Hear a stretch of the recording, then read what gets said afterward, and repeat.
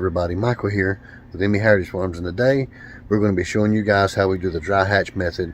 We're going to be implementing this on our Onyx Fire breed, and we're also going to be doing some Cochin Bantams. So you guys stay tuned, and we're going to show you how to use the dry hatch method. It's a great method, however, it's not for everybody. So stay tuned and we'll tell you why. Okay everybody, so here we are in our incubating station. Basically it's just my art room where I do my art at. So as you can tell, we have a lot of eggs here. The eggs on the top that don't have any blue dot on them is our Cochin Bantams. They're really popular, some very gorgeous showbirds, and we do have a demand list on those chickens. So we had to go ahead and get all we could get in the time frame that we was picking up some of our Onyx Fire breed, which are the eggs that have the blue dot on them. Now this is not ink pen, this is colored pencil, and it's perfectly fine to use on your eggs. So I think I have one more egg from this morning I'm going to go snatch from Diana, our Onyx Fire breed. I'm going to drop in there and put a dot on it. We're going to close it up. This is the day after Christmas. We're going to add this in on our create your own chicken breed because we are incubating our Onyx Fire breed here. So I figured I'd go ahead and document it and show you guys how it turns out. Like I said before, we're going to be incubating some Cochin Bantams and our very own Onyx Fire breed. We haven't got to get a lot of eggs from our Onyx Fire breed, and we're limited on time right now. So we want to implement the dry hatch, which will help ensure a much better hatch rate. It'll also be less work on us, less power usage and all the other good stuff up until the last 3 days. Now we have an in-depth video on how to collect eggs for incubating and how to incubate your eggs. Tons of information on there. I'll go ahead and throw the link up in your top right hand corner. You can watch that video later and save it to a list, whatever you want to do. But we're documenting this particular incubation because of our very own breed, the Onyx Fire. So now we're going to go ahead and run a constant temperature of 100.5. We're also going to keep our RH below 38. Now I will say on some days it will hit 41 or 42, but that is our max. Our target is 38. On the end of the 3-day lockdown, we're going to go ahead and implement our humidifier. We're going to have that on full blast and try to exceed 75 or 80 in humidity.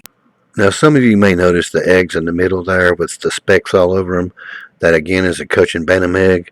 Only one hen's doing that, so we're going to go ahead and try to breed that back into some of the chickens because we like the way it looks. Now if you guys would like to learn more about breeding color and egg color in the chickens, I'll leave a link to that in your top right hand corner and you can watch that video later. So now with the dry hatch method, you use the exact same methods as normal incubation.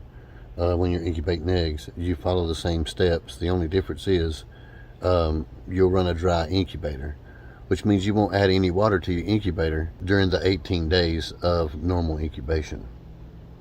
Now I'm going to talk a little bit about dry hatch. A dry hatch is different.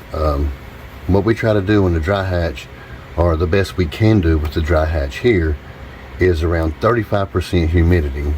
Sometimes we can get it down lower, and we'll run it like that the entire time, and then on lockdown we'll jump our humidity or RH up to 70% or more.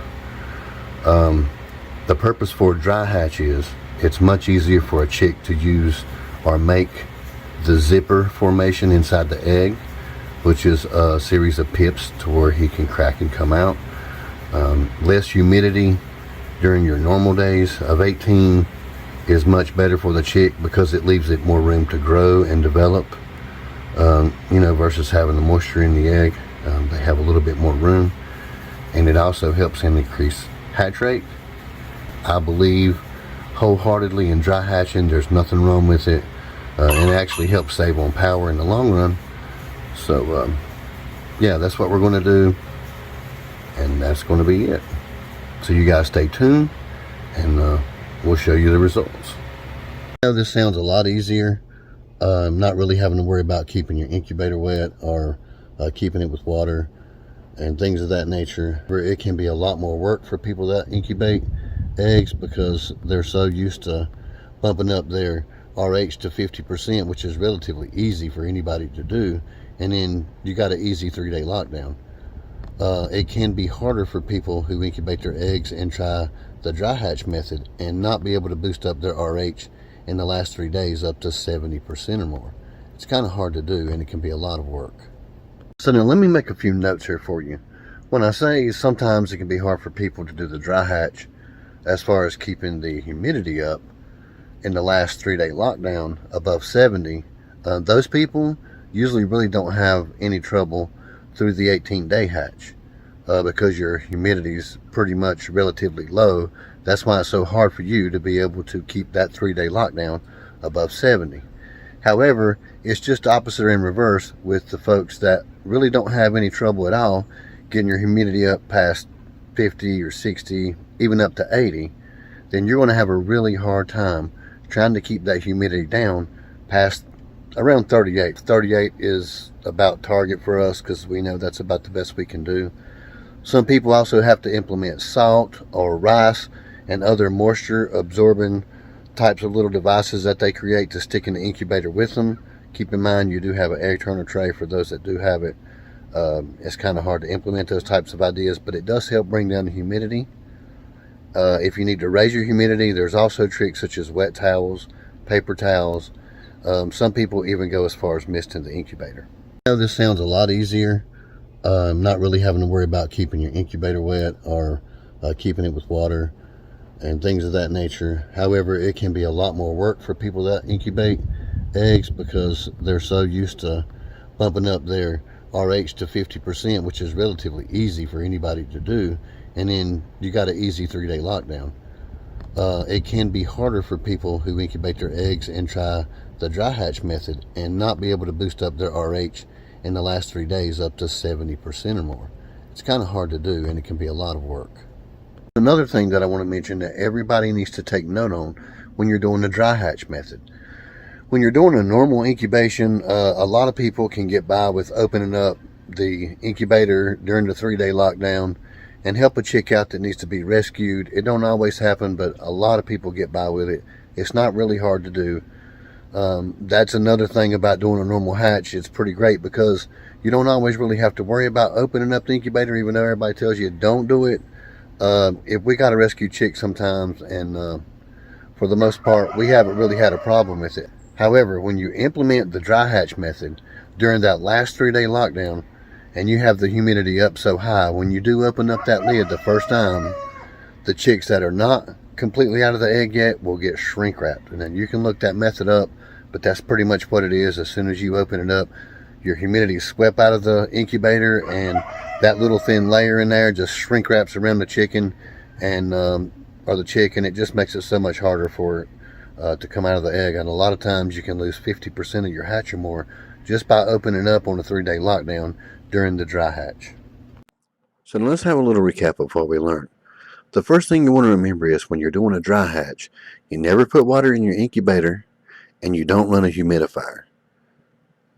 Next is we're going to run 35 to 38 RH or humidity all the way up for the full 18 days. You also want to have 100.5 temperature, and that's going to be for the entire 21 days. We're not going to be dropping the temp a half degree or anything like that in the 3-day lockdown.